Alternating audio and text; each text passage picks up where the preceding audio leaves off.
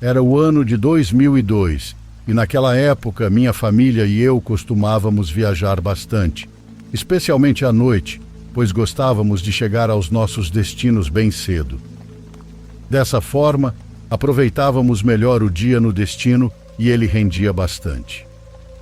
Em uma dessas viagens, estávamos a caminho do estado do Mato Grosso e decidimos pegar a estrada livre, pois queríamos aproveitar a escuridão da floresta e ganhar um pouco de tempo para não chegar tão cedo ao nosso destino. Lembro que justamente estávamos contando histórias de terror enquanto viajávamos a uma velocidade moderada. Em certo trecho da estrada havia um pouco de neblina, mas não muito densa, pois ainda era possível enxergar os arredores. Naquela noite, enquanto atravessávamos a neblina, vimos na beira da estrada um senhor de bicicleta. Ele olhava fixamente para a frente, sem sequer nos encarar. De repente, percebemos que o senhor estava pedalando, mas as rodas da bicicleta não se moviam para a frente. Na verdade, pareciam deslizar, como se estivessem flutuando. Isso nos deixou imediatamente alarmados. As 5 pessoas no carro testemunharam a cena, e assim que meu irmão percebeu, acelerou o veículo. Mas o mais surpreendente foi que a bicicleta continuava ao nosso lado. Ela não diminuía a velocidade, mas mantinha exatamente a mesma que a nossa.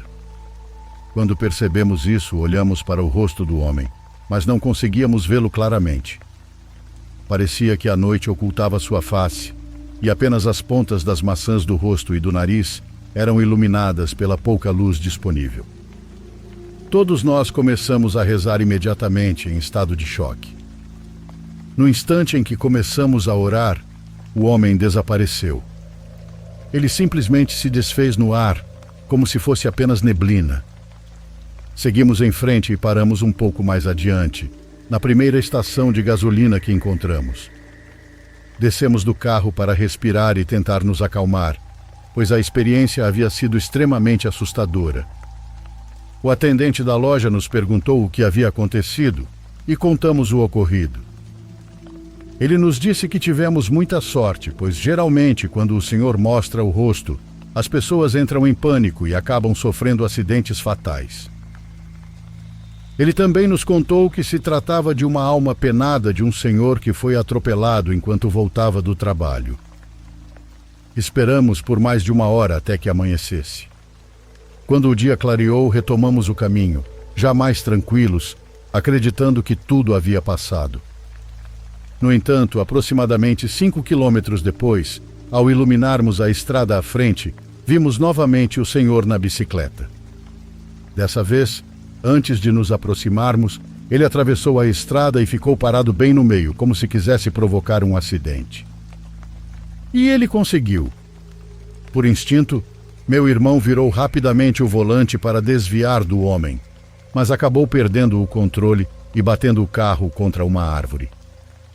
Felizmente não estávamos em alta velocidade, então tudo ficou apenas no susto e no carro danificado. Assim que nos recuperamos do choque, verificamos se todos estavam bem e felizmente ninguém havia se ferido. Tentamos ligar o carro para tirá-lo da área onde havíamos batido, mas foi inútil. Naquele tempo, os celulares não eram como hoje, então decidimos esperar dentro do carro até amanhecer completamente. Ficamos acordados pelo restante da madrugada e quando o dia clareou, meu irmão Josias e eu voltamos até o posto de gasolina da noite anterior para fazer uma ligação. Chamamos o seguro do carro para que enviassem um guincho e nos levassem até a cidade mais próxima. O ajustador e a equipe do guincho demoraram um pouco para chegar. Enquanto o guincho levava o carro, o ajustador nos fez algumas perguntas sobre o que havia acontecido. Contamos toda a história e então ele confirmou que aquela aparição realmente acontecia naquele trecho da estrada. A partir daquele momento, nunca mais viajamos por ali à noite. Não sabemos se da próxima vez teremos a mesma sorte da primeira.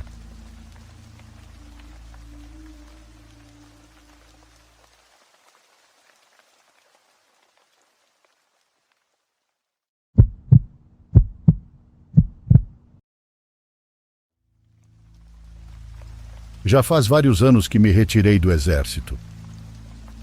Cumpri meu tempo de serviço e nisso vi tantas coisas para as quais jamais encontramos explicação. Nunca podíamos nem devíamos nos aprofundar nesses temas, porque nossos superiores sempre nos pediam para focarmos no trabalho, enfatizando que era perigoso nos deixarmos levar por qualquer coisa. E entre todas as vezes que tivemos que ouvir, ver ou até mesmo nos deparar com algo sem explicação lógica, houve um evento no qual tivemos que intervir. Isso aconteceu durante uma pequena operação na floresta amazônica boliviana. Subimos em 3 veículos, meu pelotão e eu, por uma comunidade que era a última antes de nos adentrarmos completamente na mata. Essa comunidade, se não me engano, se chamava San Fernando. Acredito que eram cerca de 6 da manhã quando paramos nesse pequeno vilarejo para comprar alguns lanches, refrigerantes e água. Quando saímos carregando tudo para os veículos, ouvimos alguém gritando mais acima. Começamos a nos movimentar rapidamente, porque as poucas pessoas que estavam fora de suas casas começaram a demonstrar medo entre si. E não era para menos, pois eram gritos assustadores de uma mulher. As pessoas que nos atenderam na loja saíram e nos disseram que os gritos vinham de uma determinada direção, apontando com a mão. Mas nos avisaram que seria difícil subir de carro, então nos indicaram um caminho e perguntaram se podiam nos acompanhar. Dissemos que não, que primeiro precisávamos ir sozinhos.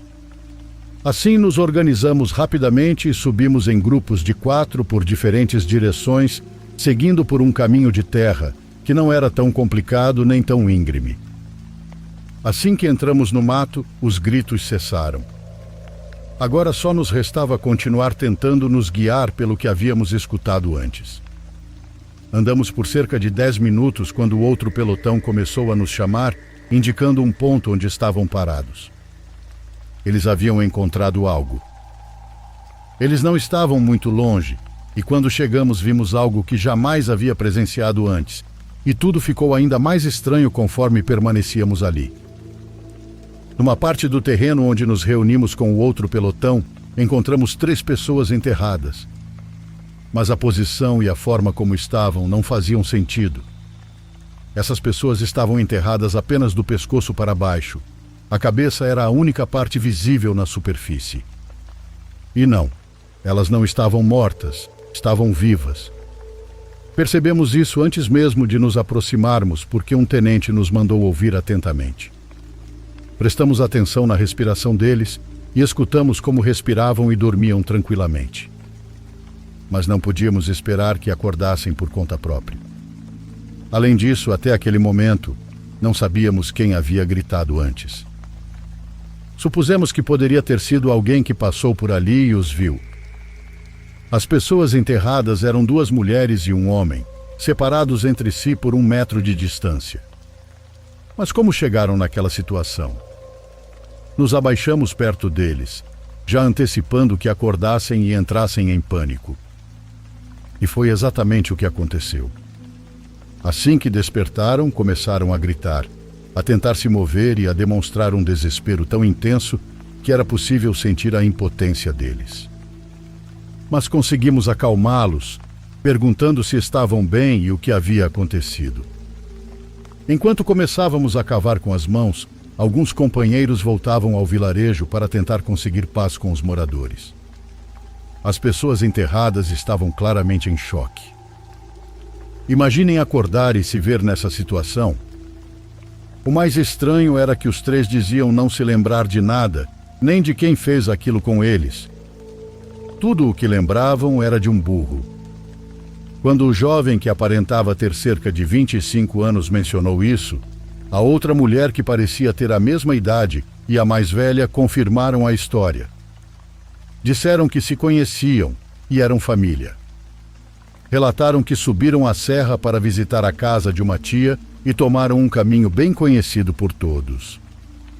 No entanto, em determinado momento, um burro surgiu e bloqueou a passagem deles. Disseram que o animal ficou parado no alto, olhando fixamente para os 3, e então correu em direção a eles. Depois disso, não se lembravam de mais nada. E para piorar, isso aconteceu na noite anterior. A mulher mais jovem não conseguia parar de chorar. Quando nossos companheiros trouxeram as pás, rapidamente os desenterramos. Não pareciam ter nenhum ferimento grave, apenas alguns arranhões. Quem quer que tenha cavado aqueles buracos fez de maneira muito justa, apenas para encaixar os corpos deles. Mas por que fizeram isso? Mesmo sem entender o motivo, não podíamos simplesmente deixar a situação sem investigação. Ao acompanharmos os três de volta ao vilarejo, o rapaz nos implorou para ajudá-los a encontrar aquele burro, revistando todas as casas. Ele dizia que precisavam sacrificá-lo, pois certamente havia algo de errado com o animal. O jovem estava muito alterado, pois queria que fôssemos de casa em casa, ou que até mesmo matássemos todos os burros do vilarejo. Mesmo ele estando em ataque de surto, não podíamos concluir que um animal havia feito aquilo com eles. Não fazia sentido. Além disso, se tentássemos fazer algo assim, nos voltaríamos contra toda a população do lugar. A mulher mais velha nos disse que aquele burro tinha algo estranho. Não se lembrava exatamente o que, mas tinha certeza de que nunca o havia visto antes. Ela disse que conhecia todos os animais da região, pois o vilarejo era pequeno e os moradores sabiam identificar os bichos uns dos outros. Por fim, nos agradeceu pela ajuda e nos pediu que, caso tivéssemos alguma sugestão ou informação, os avisássemos. Mesmo depois de concluirmos nossa missão e passarmos novamente pelo vilarejo, nunca mais soubemos de nada sobre o ocorrido.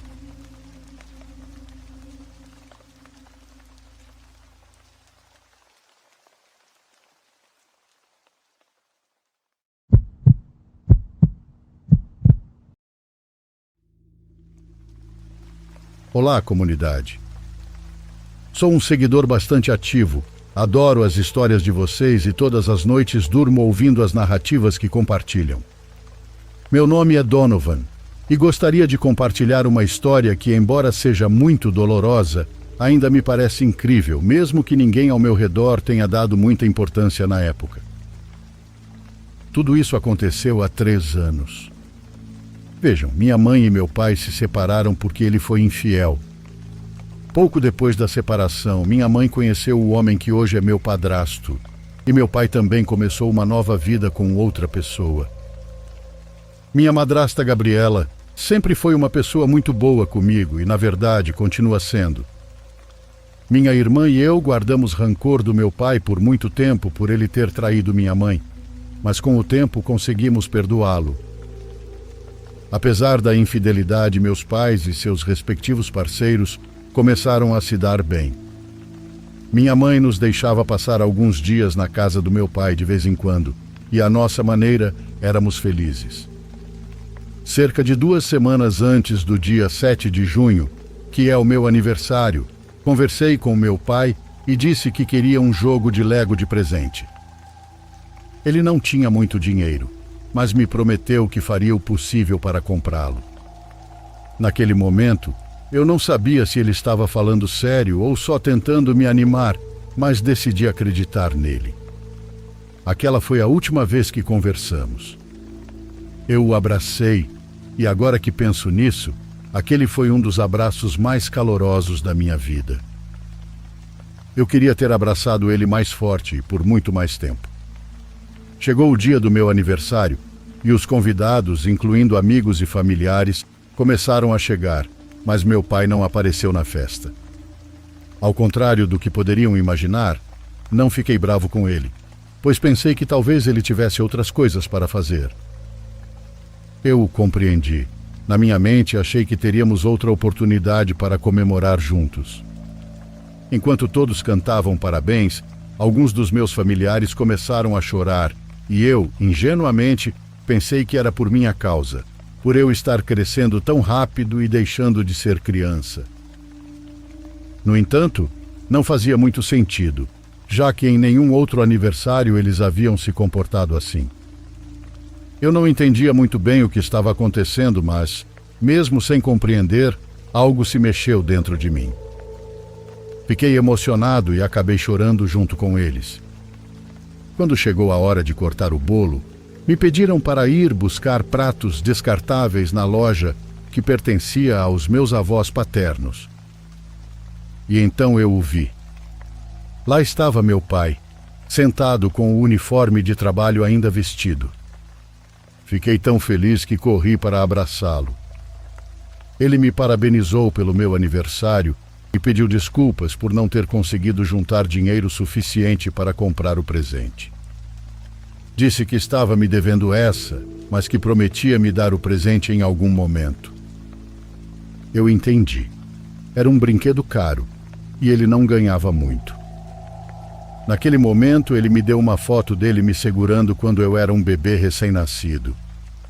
Achei o presente lindo e ainda guardo essa foto comigo. Ele se despediu dizendo que precisava trabalhar em algo muito urgente. Me parabenizou mais uma vez e me abraçou, chorando de felicidade. Meu pai foi embora. Ele entrou por umas ruas vizinhas e eu nunca mais o vi. Quando voltei para casa, vi minha avó chorando.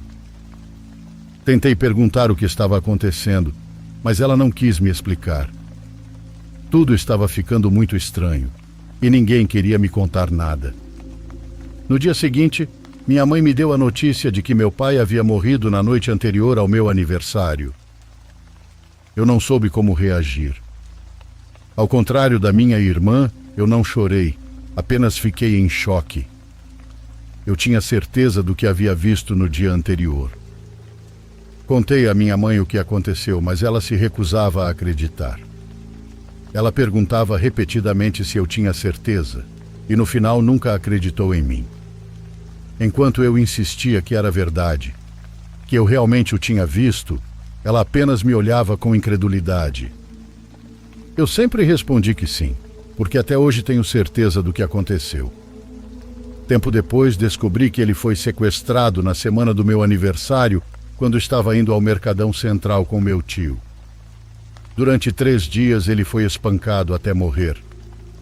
O sequestro foi um acerto de contas com meu tio, que devia algumas coisas para as pessoas erradas. Eu sei que para muitos pode parecer impossível que meu pai estivesse comigo no dia do meu aniversário, pois em 6 de junho, os sequestradores haviam deixado seu corpo jogado próximo a um rio. Naquele meu aniversário, meu pai veio se despedir de mim. Veio me dar adeus e, acima de tudo, me abraçar uma última vez. Para mim, isso foi um presente muito especial, embora ainda me cause muita dor e até medo. Minha bisavó me contou que na madrugada da morte do meu pai, as cortinas dela se moveram. Ela e meu bisavô viram e souberam que era ele. Eles o reconheceram. Naquele momento eles já sabiam do sequestro e um pressentimento lhes disse que era ele. Minha bisavó é uma senhora de idade, uma cristã muito devota às suas crenças e à verdade. Tenho certeza de que ela nunca mentiria para mim, muito menos sobre algo tão sério. Depois de um tempo, fomos à casa que ele dividia com Gabriela, e lá estava um presente de Lego. Era pequeno e não era o que eu pedi, mas ele fez um esforço e comprou o que pôde com o dinheiro que conseguiu juntar. O simples fato dele ter tentado me dar o que eu queria me deixou muito feliz. Na caixa, havia cartas que ele escreveu para mim desde que nasci, para que eu pudesse ler quando crescesse. Já se passaram anos e sua partida ainda dói. Agradeço muito por ele ter se despedido de mim. Sem dúvida, foi o melhor presente que já recebi na vida.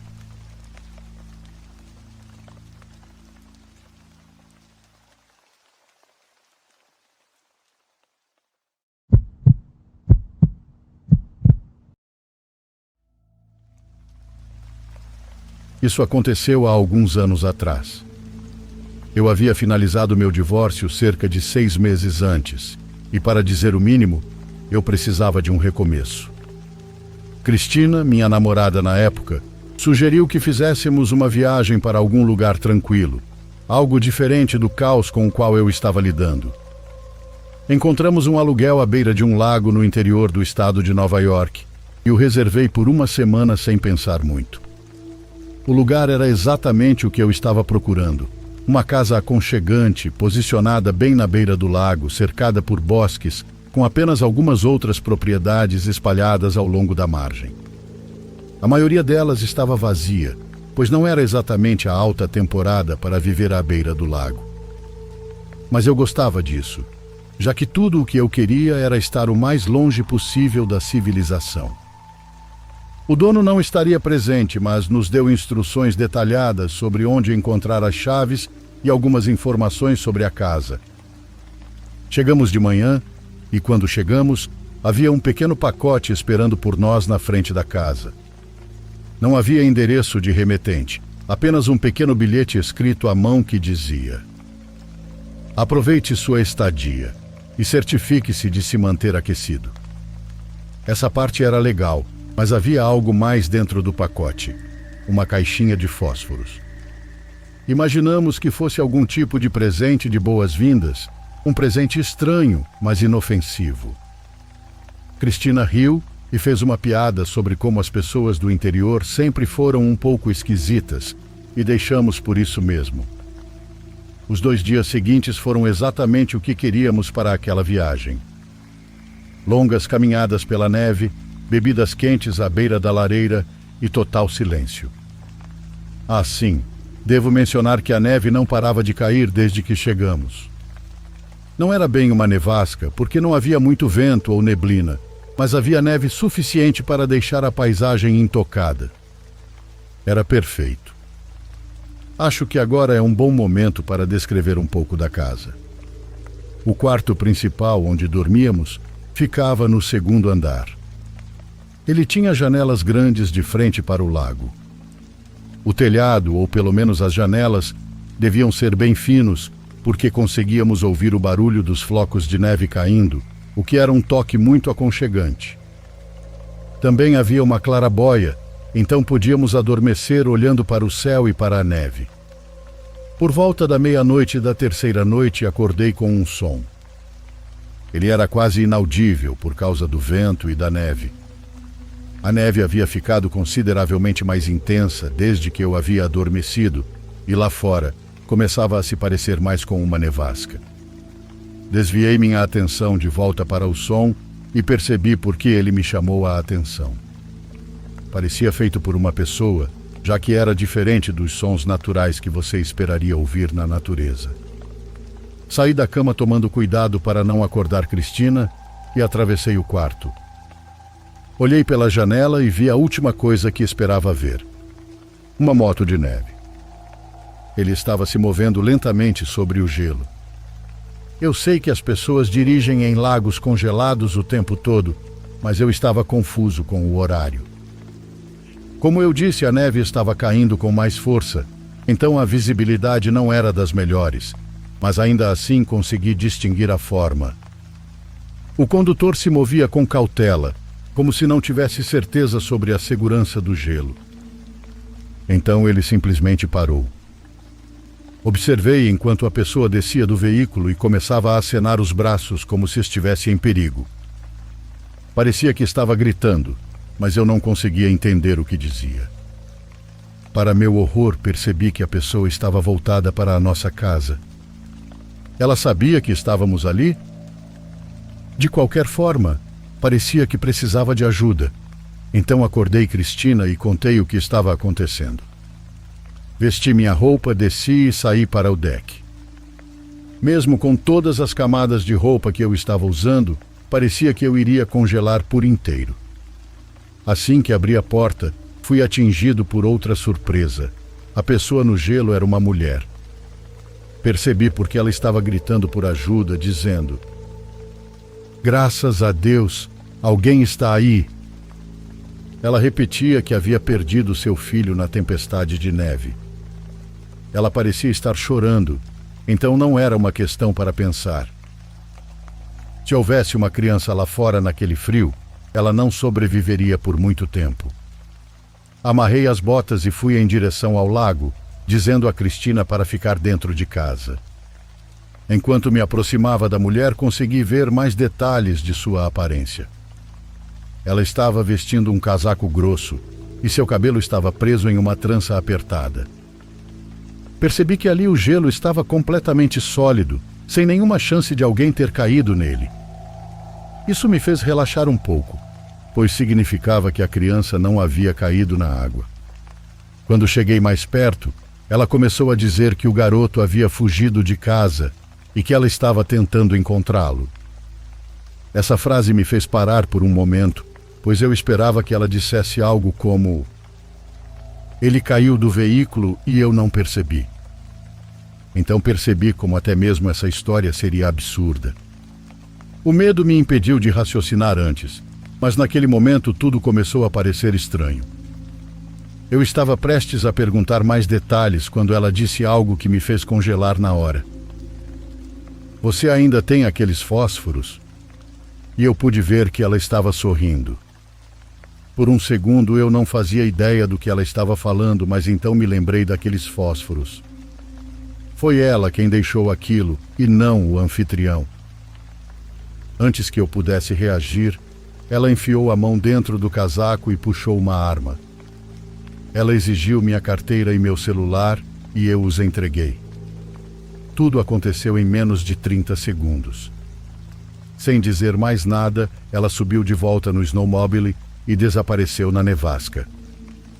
Assim que ela partiu, corri em direção à casa o mais rápido que pude, gritando para Cristina ligar para a polícia.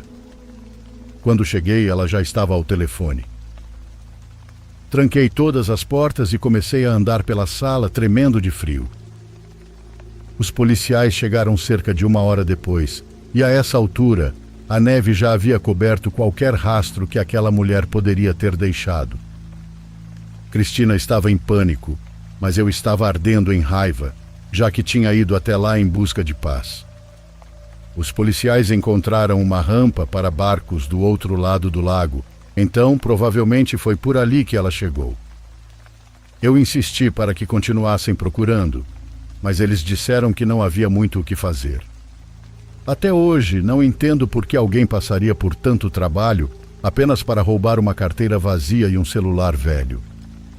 A menos que essa pessoa fosse completamente perturbada e tirasse algum prazer doentio disso.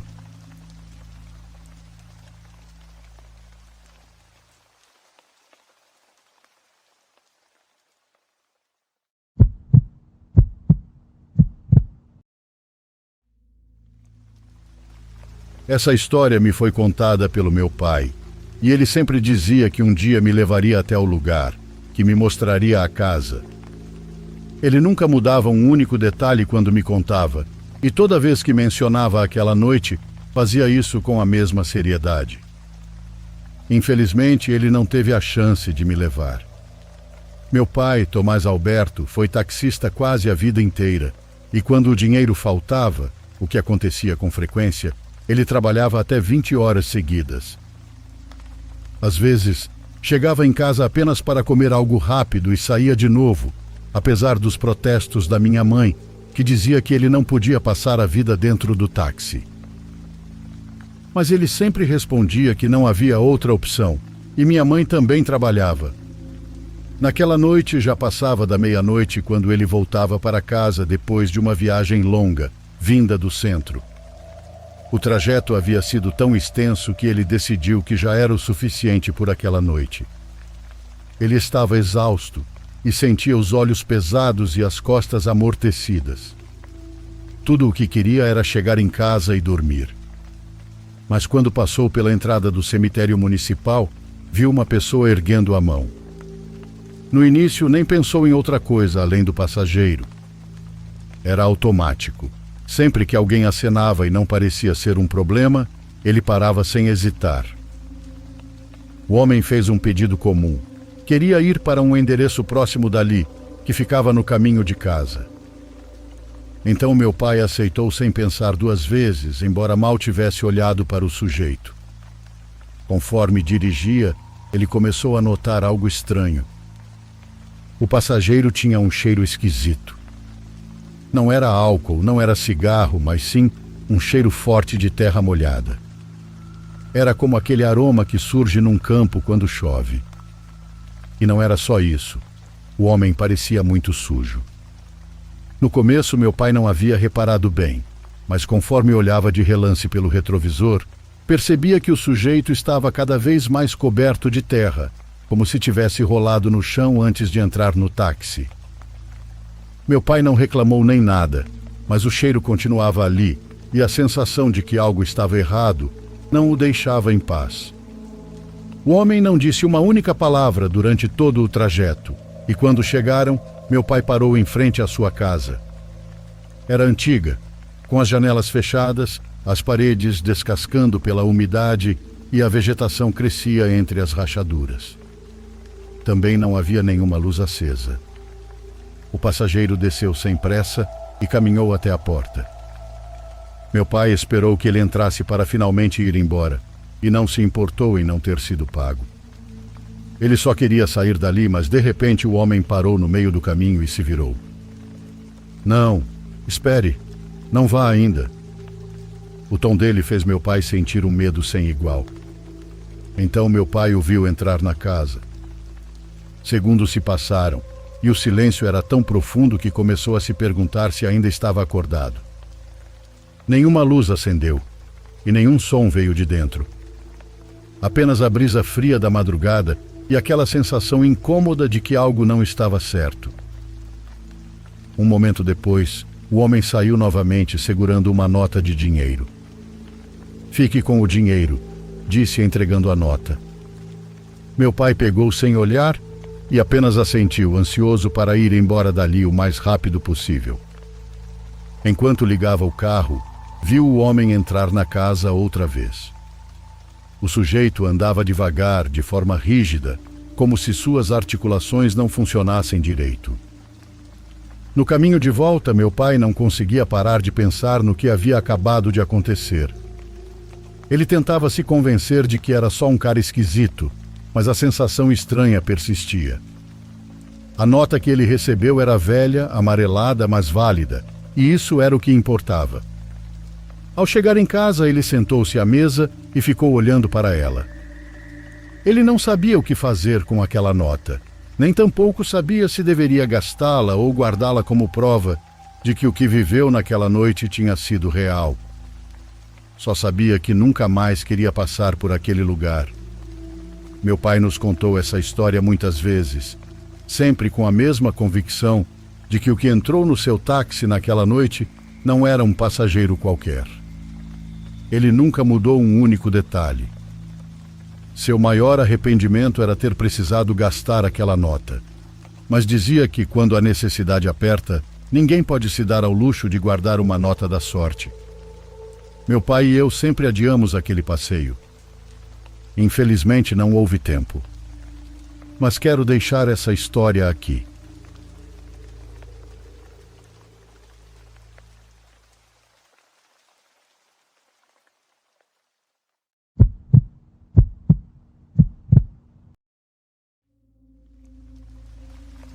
Isso que vou contar não é minha história, e sim a do meu pai, mas a ouvi tantas vezes que a sinto como se fosse minha. Meu pai tinha o hábito de ouvir rádio no carro, especialmente à noite, quando saía do trabalho. Havia um programa em uma estação daquelas pequenas que quase ninguém sintoniza, onde as pessoas ligavam para pedir músicas antigas. A maioria eram músicas que traziam lembranças de outros tempos. O programa era produzido por um amigo dele, então meu pai o ouvia com frequência. Uma noite, enquanto dirigia, ele ouviu algo que o deixou pensativo. Uma mulher ligou para a estação. Sua voz era apagada, como se estivesse muito cansada ou muito triste. Ela pediu uma música que a equipe na cabine não conseguiu encontrar. Pediram desculpas e perguntaram se ela queria pedir outra, mas a mulher não respondeu, apenas ficou em silêncio por alguns segundos e depois desligou. Não deram muita importância, pois era normal que as pessoas ligassem e mudassem de ideia ou simplesmente ficassem nervosas ao vivo. Mas no dia seguinte, meu pai sintonizou o programa novamente e quase no mesmo horário, entrou outra vez a ligação da mesma mulher, que pediu a mesma música. Dessa vez, a equipe já tinha a canção preparada e a colocou no ar. Enquanto a música começava a tocar, o locutor e seu amigo na produção ficaram com os cabelos em pé. Mal haviam tocado os primeiros acordes quando ouviram um obrigado na linha, mesmo tendo certeza de que já haviam desligado a chamada. Era um sussurro quase imperceptível, como se estivesse dentro da própria música. Isso foi o suficiente para que aquela experiência ficasse marcada na memória deles. O programa seguiu normalmente, a música terminou, outras ligações chegaram com diferentes pedidos, e tudo parecia correr como de costume. Mas, quase no final do programa, receberam mais uma ligação. Era de um homem e ele perguntou se a mulher que havia pedido a música tinha dito seu nome. O locutor ficou em silêncio por um instante, tentando se lembrar. Não, ela não havia se identificado. Ele então perguntou ao produtor se tinham o nome ou pelo menos o número de onde a ligação tinha vindo. Nada, não havia registros. Então, o homem na linha disse algo que fez todos na cabine gelarem. É que essa voz parecia exatamente com a da minha irmã Tita. O locutor permaneceu calado, esperando que ele continuasse. Minha irmã faleceu no sábado passado, explicou o homem com um tom estranho, como se ainda não acreditasse no que estava dizendo. Essa música que tocou era a nossa favorita. Ela cantava para mim quando éramos crianças, antes de dormir.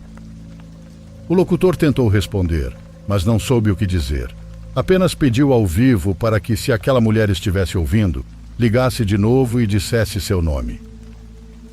Porém, nunca mais receberam uma ligação dela. A cabine ficou em silêncio depois que desligaram a chamada, pois ninguém soube explicar o que havia acontecido. Quando meu pai perguntou ao amigo se tudo aquilo tinha sido combinado, se era apenas um truque para deixar o programa mais interessante, ele jurou que não, que a ligação era real. Ele manteve essa versão até sua morte em 2018. Até hoje, meu pai continua acreditando que naquela noite Tita ligou do além apenas para se despedir de seu irmão.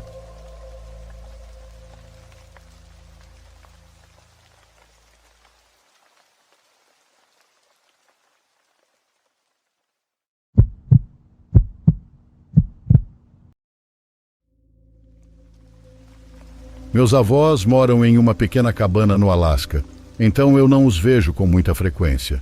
Porém, no outono passado, fiz uma viagem de carro até lá no meu trailer só para visitá-los durante a temporada. Vários outros membros da família também voaram para lá. Bom, quando chegou outubro, começou a esfriar e a neve estava prevista para chegar, então tive que sair antes que as estradas ficassem ruins demais. A estrada que vai do Alasca e passa pelo Canadá é famosa por ser extremamente remota. Não há sinal de celular na maior parte dela, e o caminho atravessa colinas, vales, florestas e montanhas. A maioria das pessoas que fazem essa viagem dorme nos poucos postos de descanso para caminhões ou em áreas de camping públicas ao longo do percurso. No meu segundo dia, dirigi até às 20 horas antes de encontrar um lugar para estacionar e passar a noite. Era uma estrada de terra com um pequeno espaço entre as árvores para estacionar e dormir. Acho que muita gente ficaria apreensiva em dormir no meio do nada assim, mas eu fazia isso com frequência no meu trailer, então estava acostumado. Fiz algumas panquecas para comer, depois fui para a cama e liguei um filme para assistir. Não demorou muito após minha chegada para que eu ouvisse passos por perto. Sentei-me e abri uma das persianas, mas eu não tinha nenhuma luz externa acesa, então tudo o que vi foi a escuridão completa da floresta. Os passos pareciam vir de lá, mas eu não conseguia confirmar se era uma pessoa ou não. Pelo que vi ao chegar no camping, aquele era o único lugar para estacionar, mas talvez houvesse outros que eu não notei. Se fosse uma pessoa, ela teria que ter estacionado em algum lugar próximo, pois não teria como estar apenas vagando por lá. Pensei em ir até a frente do trailer e acender as luzes, mas achei melhor ficar quieto. Talvez nem tivessem me visto ali e estivessem apenas voltando para o acampamento deles, ou nem fosse uma pessoa. Depois de alguns minutos, tudo parecia tranquilo e continuei assistindo ao filme. Fui dormir por volta das 9h30, sabendo que teria que acordar cedo para dirigir novamente no dia seguinte. Acordei com 3 batidas fortes na porta do trailer. Estava quase escuro demais para ver dentro, então acendi a luz de leitura ao meu lado. Por favor, eu só preciso de um pouco de água e depois irei embora. Era uma voz masculina, profunda, como se fosse alguém mais velho. Olhei para o relógio e já eram 2 da manhã. Se esse cara realmente estava lá fora e precisava de ajuda, ele tinha muito mais com o que se preocupar além de água. Ele estaria quase congelando lá fora àquela hora da noite. Por que você está aqui? Como você chegou até aqui? Perguntei. Houve uma pausa. Meu caminhão quebrou há uns poucos quilômetros atrás. Só estou procurando ajuda. É só isso. Não quero causar problemas. Meu instinto me dizia que algo estava errado. Nada fazia sentido. Fui até a janela do outro lado e tentei espiar para vê-lo. Estava muito escuro, mas consegui ver a silhueta dele bem perto da porta. Achei estranho ele estar tão próximo, como se estivesse tentando ouvir ou até entrar, e nisso então vi outra coisa. Atrás dele pude ver mais figuras se movendo no escuro, várias, pelo menos 4 ou 5. O homem bateu de novo, quase esmurrando a porta como se estivesse perdendo a paciência. Recuei silenciosamente, peguei as chaves e respirei fundo antes de correr para a frente e ligar o trailer rapidamente. Assim que fiz isso, os faróis iluminaram vários homens na minha frente, todos aparentando ter entre 30 a 40 anos, com barbas ralas e roupas de inverno. Eles começaram a gritar enquanto eu passava por eles e voltava para a estrada principal. Dirigi até chegar a um posto de gasolina. Quando finalmente consegui sinal e envolvi a polícia, já era tarde demais para fazer algo. Neste outono não viajei para lá, e estou começando a duvidar se algum dia farei isso novamente.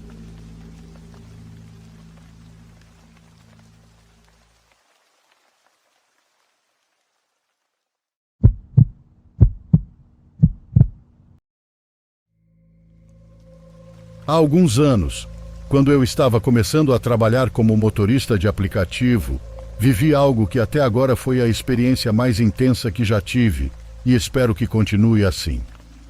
Naquela ocasião, precisei levar uma moça para uma dessas áreas perigosas onde ninguém gosta de entrar, onde são comuns os roubos de veículos.